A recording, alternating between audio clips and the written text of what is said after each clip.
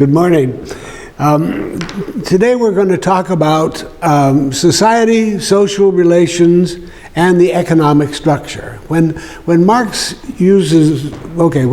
used the word social, what it meant was political. When Marx uses the word social, what it means is economic. So he's on page 88.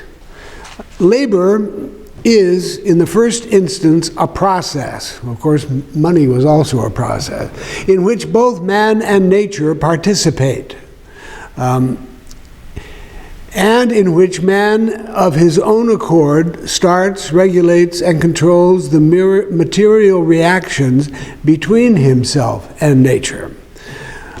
He opposes himself to nature because, of course, nature is sometimes recalcitrant.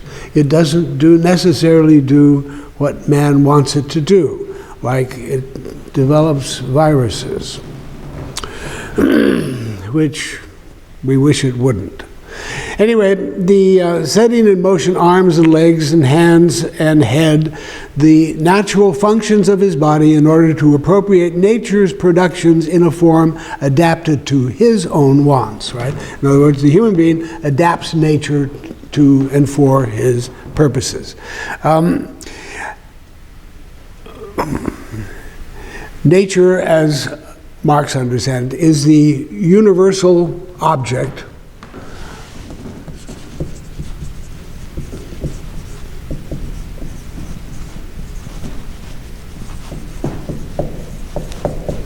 of human labor. Okay? That's nature for Marx. Going a little further. About the 2/3 of the way down the page there, a spider conducts operations that resemble those of a weaver. Well, a spider weaves its web. And a bee puts to shame many an architect in the construction of her cells. A better example, a recent article in the science section of the New York Times showed the extremely complicated things that birds do when they build nests. They shame a modern, many an architect. Okay, but what distinguishes the worst architect from the best of bees is this, that the architect raises his structure in imagination before he erects it in reality. Okay. Moving down toward the bottom of the page, the subordination of nature by humans is no mere momentary act. Besides the exertion of the bodily organs, the process demands that during the whole operation, the workman's will be steadily in consonance with his purpose. This means close attention. Marx recognized rather early on that the cause of industrial accidents, and there are industrial accidents, the cause of industrial accidents is because the workman loses his focus or concentration. A good example is the Grand Coulee Dam. There are at least 7 bodies which are buried in the concrete. They fell off the walkways into the fresh concrete, and it's one of the largest tombstones you can imagine for 7 workers, right? The worker cannot lose his, and that's especially true today when workers work in conjunction with robots. Get out of the way of the robot. So the less he's attracted by the nature of his work and by the mode in which it is carried out, and the assembly line in many Ford plant was pretty boring, and the workman could easily lose his concentration and a finger or two. And the less, therefore, he enjoys it as something which gives play to his bodily and mental powers, the more close his attention is forced to be. Okay? Let's move page 89 down about 2/3 of the way down the bottom of the page. Okay, remember when capitalism begins, right? Capitalism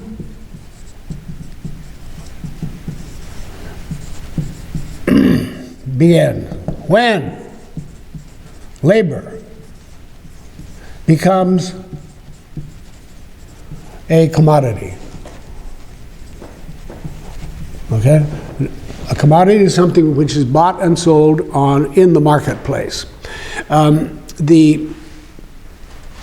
forget what the minimum wage is in the United States at the moment. I know in federal way it's $15 an hour.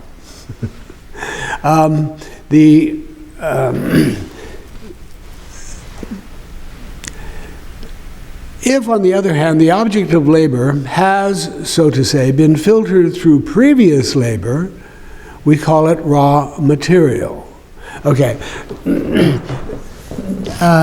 When we're talking about nature, don't think natural resources. Right? Think raw material. However, the raw material is not really raw. Right? Raw material, say ore, or oil. Okay? The ore requires labor. To produce ore, okay, there's a natural resource, there's either oil in the ground or there is ore, but you have to work on the stuff that's in the ground in order to produce the ore, and that takes labor. Right? So, and remember, it's the raw material. That's one of the things that the capitalist owns, right? He owns the raw material, he owns the means of production, he owns the means of subsistence, and, well, of course, that's part of capital. All raw material is the object of labor, Marx says. But not every object of labor is raw material. It can only become so after it has undergone some alteration by means of labor, right? You have to, it's going to take labor and a rather complex technological mean called fracking in order to get the oil out of the oil shale, out of the ground, right? Or the oil underneath Saudi Arabia is a natural resource, but is it not until it has been brought to the surface, which is going to take labor, can it be considered raw material. Crude oil. An instrument of labor is a thing, an instrument of labor. Okay, now that's another thing. Remember the tools, right? The capitalist owns the raw material, he owns the tools, the means of production.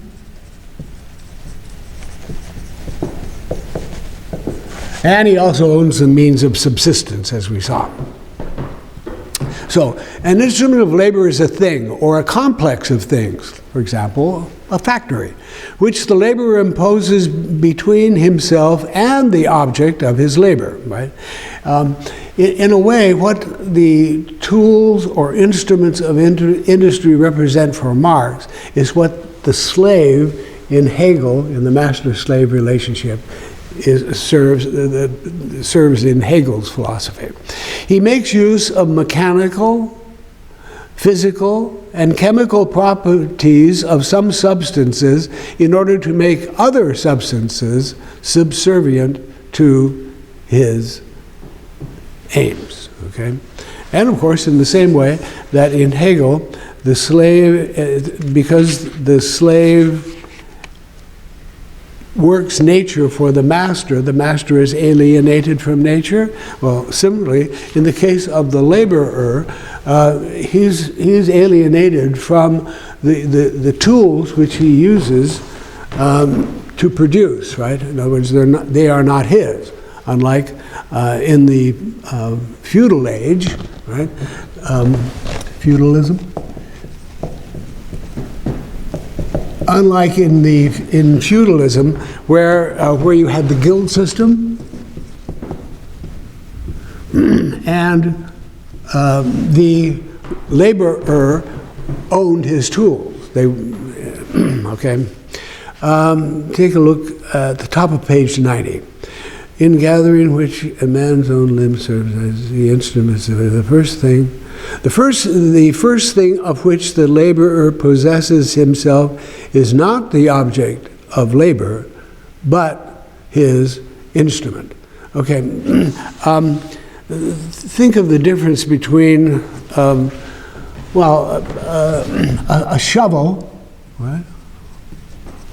A shovel is a kind of an extension of the arms of the person who is using the shovel. Then think in terms of a backhoe, right? Okay? So in other words, what's going to happen in human use of tools is that they're going to become more and more specialized and improved. Okay, no sooner is the laborer developed to some extent than it requires specially prepared instruments, right? In other words, you're going to need something, you're going to need more and more complicated instruments in order to do the job that you want done. A backhoe is an improvement over a shovel. I've used shovels. I've never used a backhoe. Anyway, bottom of page 90 there, second sentence from the bottom. Relics of bygone instruments of labor possess the same importance for the investigation of extinct economic forms of society, right, as do fossil bones for understanding the structure of extinct species of animals. Remember, we have implements from the Stone Age and from the Bronze Age and from the Iron Age, and of course, needless to say, even better than the Iron Age is the Steel Age, and of course, needless to say, there's plenty of plastics around in our waterways, clogging our waterways, and little bits get into the fish that we eat, but let's not go there. Okay, so in the same way that fossil bones,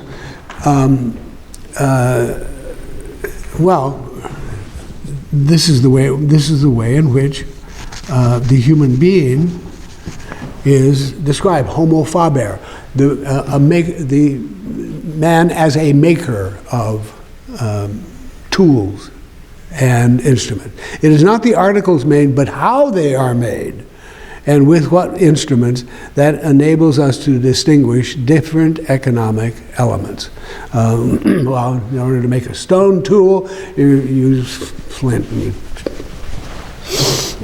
chip away at it until you get the Bronze Age. Well, of course, you mix tin and copper, and then you melt them together, producing an alloy, which is bronze. Okay, but anyway, the worker can create nothing without nature, right? I mean, you have to have a stone to chip away at the flint in order to make an arrowhead. The worker can create nothing without nature, without the sensuous external world. It is the material on which his labor is manifested, in which it is active, from which and by means of which it produces. Okay, this is taken from his economic and philosophical manuscripts from 1844. Okay, over on page 91.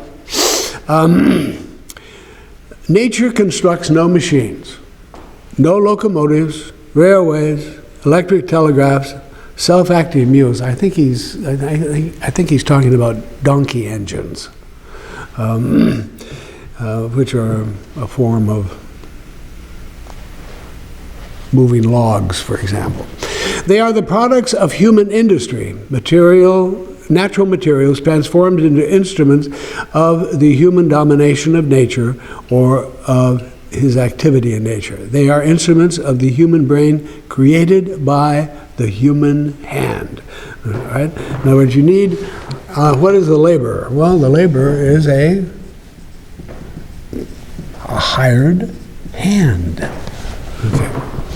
Okay, moving right along. About the middle of the page on 91. Society as a whole, like a workshop, has a division of labor. A division of labor, the baker, the candlestick maker, the shoemaker. There's a division of labor, and in the feudal system, those laborers in that particular industry is the wrong way. In that particular profession, were members of the guild of glassmakers, for example, glaziers. So, as a whole, like a workshop, has its division of labor.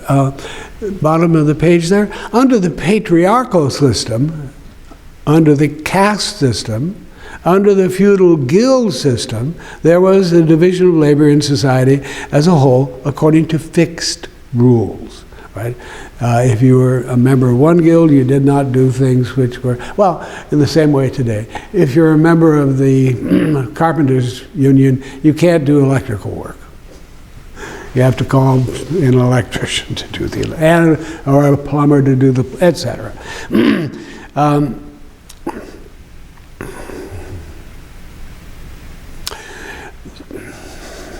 The extent to which unions are like guilds, as we'll see later, they're different. Right? The guild comes out of an economic system that is feudalism, and the union worker comes out of a capitalistic system, and there are differences. Were these rules established by a legislator, like the guild system? No.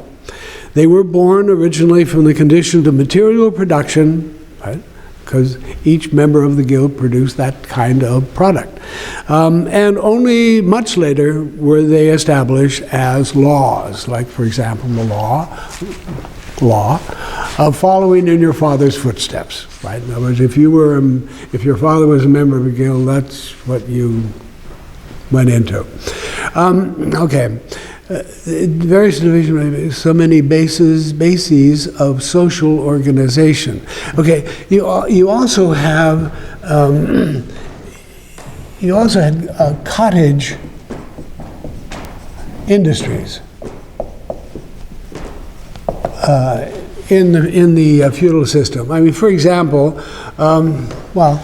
Belgian lace. Okay, and the Belgian lace was produced by the Beguines, G-U-I-N-E-S, Beguines.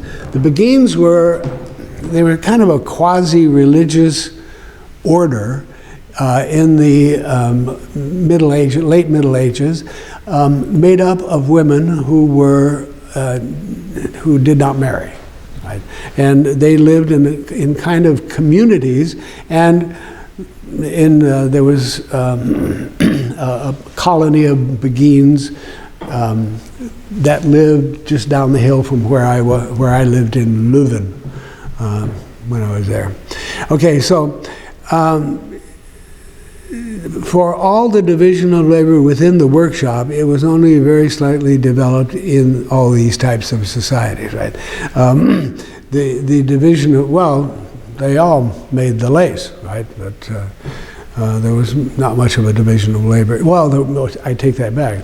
There were also the weavers as well as the sewers, if you like. The division of labor only becomes a real division from the moment when the distinction between material and mental labor appears. And when does that appear? In a way, you might say it appears first with the clerics in the Middle Ages, right? The cleric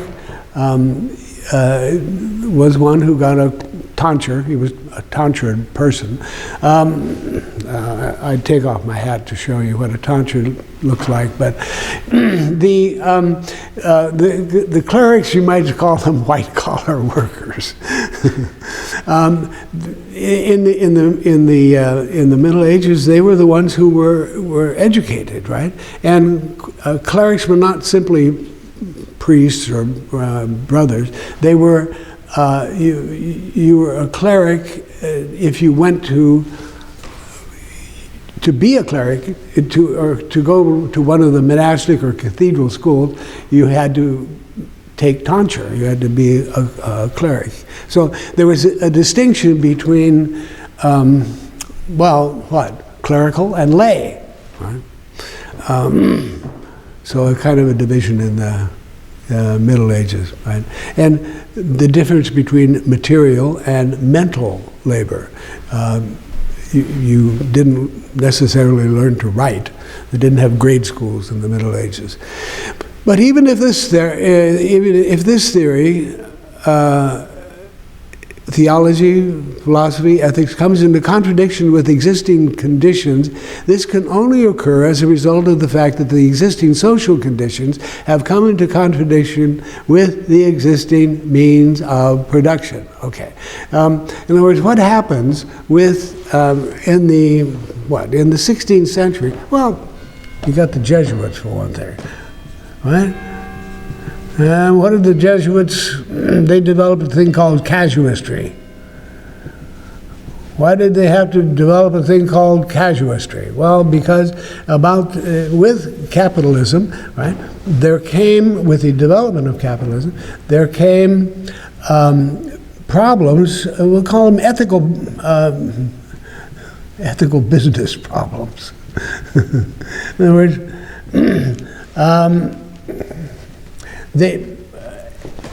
business problems came to the fore, and you needed to solve these problems in order to keep things going smoothly in a capitalist-type society. So, for example, they had certain principles, res clamat ad dominum, right? The thing clamors for its master. Melius est conditio possidentes. The one possession is 9/10 of the law. That's a loose translation. Anyway, so the development of casuistry by the Jesuits in the 16th century came about in virtue of a changed economic situation. Okay, over on page 93, middle of the page there. The organization and division of labor varies according to the instruments of labor available. The hand mill implies a different division of labor from that of the steam mill, right? So what he's saying there is the economic is going to change the social. You're going to need very different sorts of laws, for example, in different stages of society. Well, what? In the Old West, right? If you stole someone's horse stealer, horse thief, we'll put it that way, horse thief. I think that's IEF. Horse thief. Yeah, you could get hung. Do we hang people for stealing cars? No. Even though, but if you stole someone's horse, I mean, it could threaten their survival in the Old West. So it was. So you're going to get very different laws in different economic situations. Okay. The hand mill implies a very different division of labor than that of the steam mill. For example, you're going to need, if you've got a steam mill, you're going to need a superintendent. You're going to need somebody to deal with it if it breaks down. Whereas if you've got a hand mill, it's a much simpler device. Okay, moving right along. However, you can get a certain anachronism occurring when you move from one social situation or one social age to another. For example, Marx points out on page 94, the end of that top paragraph. On the other hand, Don Quixote, remember Don Quixote? He was the one who was tilting with windmills, right? And his pal was Sancho Panza. Anyway, and Don Quixote long ago paid the penalty for wrongly imagining that knight-errantry was compatible with all forms of society, right? Well, obviously, things had changed.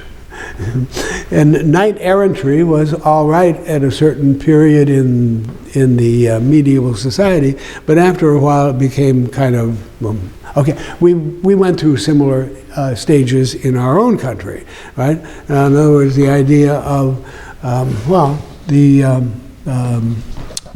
cowboy, right? However, there came a certain point, and you see, it's kind of a classic, the gunfighter. However, there comes a certain point in the development in the United States where cowboys become, I won't say ridiculous, but you have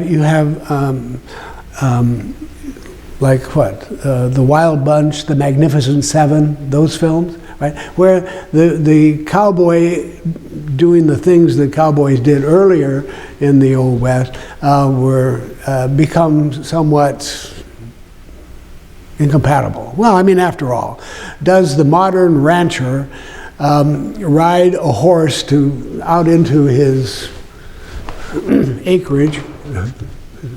Quite often a very large acreage. Does he ride out into his ranch? No, he goes by helicopter, right? Doesn't use a horse. And in other words, you have the same. You have the same myth in Argentina, right? The gaucho. Okay, in acquiring, over on page 95,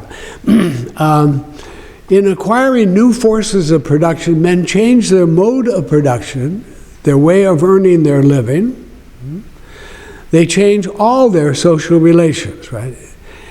Everything is going to change when you change from, say, a feudal system to a capitalistic one, or from a guild system to one of, say, unions.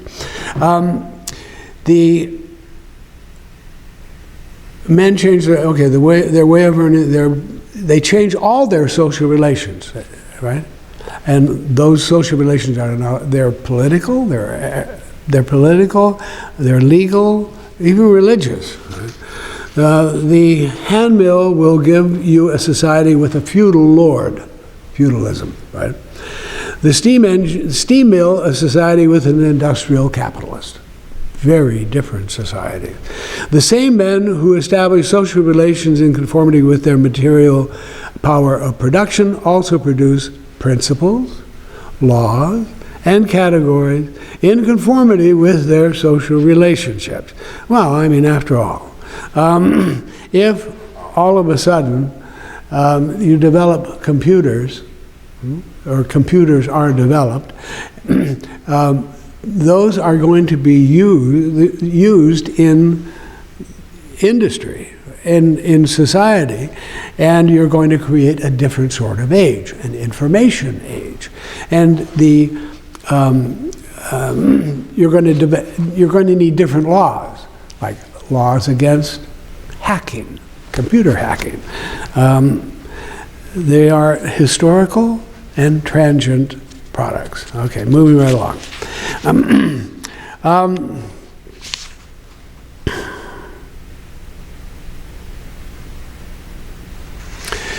Okay. Yeah. Over on page 97. The division of labor offers us the first example of how, as long as men remains in natural society, that is, as long as a cleavage exists between the particular and the common interest, as long, therefore, as activity is not voluntarily, but naturally divided, man's own act becomes an alien power opposed to him. Okay. Your job is going to control your life.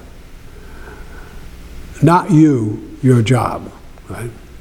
That's basically what he's saying there. And down a little further. He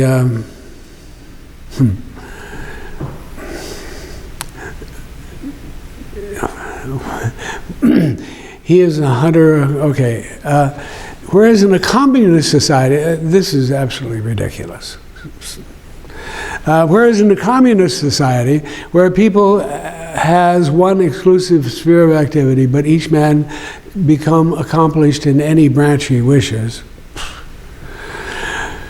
production as a whole is regulated by society, thus making it possible for me to do one thing today and another tomorrow, to hunt in the morning, fish in the afternoon, rear cattle in the evening, become a gentleman farmer, and criticize after dinner, in accordance with my inclination, without ever becoming a hunter, fisherman, shepherd, or critic. This is ridiculous, right? It's an invitation to amateurism. Being a jack of all trades, master of none, it's every once in a while, Marx faltered. Okay, let's move over to the page 98. Down toward the end of that top paragraph, it follows from this that all the struggles within the state, the struggle between democracy, aristocracy, and monarchy, the struggle for the franchise, in other words, for the vote, are merely the illusory forms in which the real struggles of the different classes with each other are fought out. Remember what the basic division of labor in society is, both for Hegel and for Marx. It's male, female. So, where's the real struggle? Well, where's the real struggle being fought out? Right? That's the Equal Rights Amendment, right? Equal pay for equal work, etc., right? That's where the real struggle is being fought out. And it's a matter of economics, right? Okay, moving right down to the next paragraph, page 98. Here we go. The relations between different nations depend upon the extent to which each has developed its productive forces, division of labor, and internal intercourse, right? In other words, well, there are different kinds of nations. There are developed nations, right? There are underdeveloped nations. D-E-V-E-L-O-P-E-D. Nations. Developed nations, underdeveloped, and there are also developing nations. D-E-L-O-P-I. That's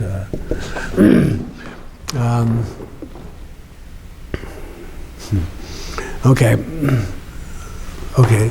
So the statement is generally accepted. Yeah.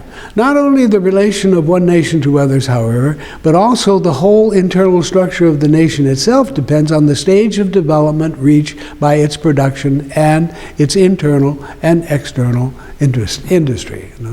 Okay? From, okay, you had, if you had an agricultural economy, well, the farm is going to need farm machinery. I don't mean tractors. I mean things like harrows and balers and things of that sort, which can be pulled by horses. Okay, farm machinery. Okay. However, in the development of machinery for the farm, you have the beginnings of the possibility of an industrial economy, right? And of course, there you're going to develop, well, you're going to need inspectors, right? For whatever is produced, you've got to make sure that it's produced so that it actually works. So you have inspectors. And of course, needless to say, the same kind of division of labor that you had in the Middle Ages between the clerics and the laity, right? So also in the modern era, you have the white collar and the blue collar, okay, worker. That's not spelled right. I think there's 2 L's. Okay.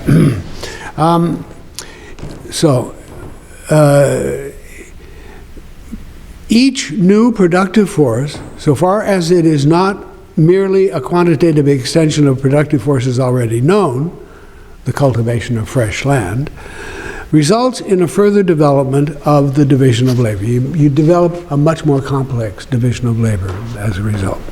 Okay, just a little more and then we'll quit. Over on page 99, at the same time, through the division of labor, various new groups are developed. I mean, for example, you're going to need computer experts if you move into an information age. You're going to need people who specialize, like Brother Damien, in